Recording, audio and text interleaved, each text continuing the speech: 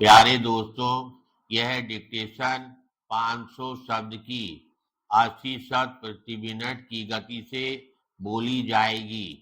Ready start करते ही dictation शुरू हो जाएगी। Ready start. राष्ट्रपति महोदय, दुनिया की निरक्षर जनता का तीसरा भाग भारत में है, फिर भी हम लोग निरक्षरता को बहुत तेजी से समाप्त कर रहे हैं। महाराष्ट्र में एक के बाद दूसरा गांव पूर्ण साक्षरता प्राप्त करने के लिए पूरा यत्न कर रहा है। माता पिता अपने बच्चों से पढ़ना लिखना सीख रहे हैं ताकि उनके गांव की इज्जत बढ़े।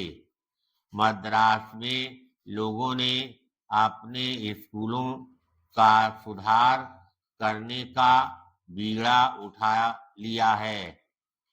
उन्होंने 10 करोड़ से भी अधिक रुपया इस काम के लिए दिया है। यह सरकार द्वारा अपने स्कूलों पर खर्च की जाने वाली राशि से भी ज्यादा है। पंजाब में छोटे छोटे कारखाने खराद और पंप बना रहे हैं। इससे देहातों में क्रांति मच गई है। पैराग्राफ।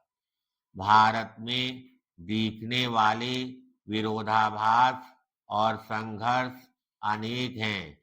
हमने अनेक दिल तोड़ने वाले धक्के भी सहे हैं, फिर भी परिवर्तन के प्रमाण स्पष्ट हैं और निरंतर बढ़ रहे हैं।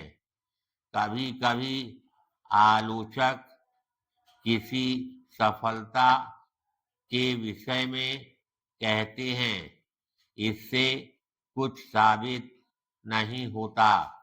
यह तो भारत की गरीबी के समुद्र में एक बूंद की तरह है। यह कितना गलत है, क्योंकि हर सफलता आने वाली सफलता के लिए मार्ग प्रशस्त करती है।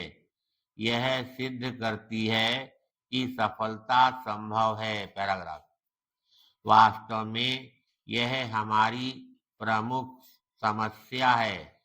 वर्षों पहले हम लोग जब गांव में जाकर लोगों को समझाते थे कि आप लोग बेहतर जीवन के लिए प्रयत्न करें, तो वे उलटकर हमसे ही कहते थे, इससे अच्छा जीवन संभव नहीं।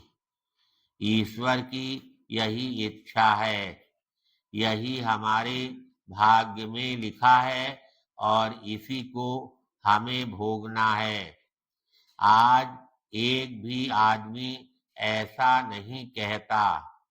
आज केवल एक ही मांग है और वह है सुखी जीवन की मांग। मेरे विचार में यह अपने आप में एक बहुत बड़ी सफलता है। आपने प्रजातंत्र की बात की है। मैं एक घटना का वर्णन करना चाहती हूँ जो मैंने अभी थोड़ी देर पहले उपराष्ट्रपति जी को सुनाई थी। यह हमारे प्रथम चुनाव के समय की बात है। मैं एक ऐसे गांव में भाषण देने गई जहां एक दिन पहले विरोधी दल के एक नेता भाषण दे चुके थे। जब मेरा भाषण समाप्त हो गया तो श्रोताओं में से एक वृद्ध सज्जन खड़े हो गए और उन्होंने कहा, आपने जो कुछ भी कहा है हमने उसे बड़े ध्यान से सुना है, किंतु अभी कल ही कोई व्यक्ति आए थे और उन्होंने ठीक आपसे उल्टी बातें कही थीं। आप में से कौन आदमी सही बोल रहा है, आप समझ सकते हैं। एक सार्वजनिक सभा में बोलने वाले के लिए यह कितना जटिल प्रश्न है।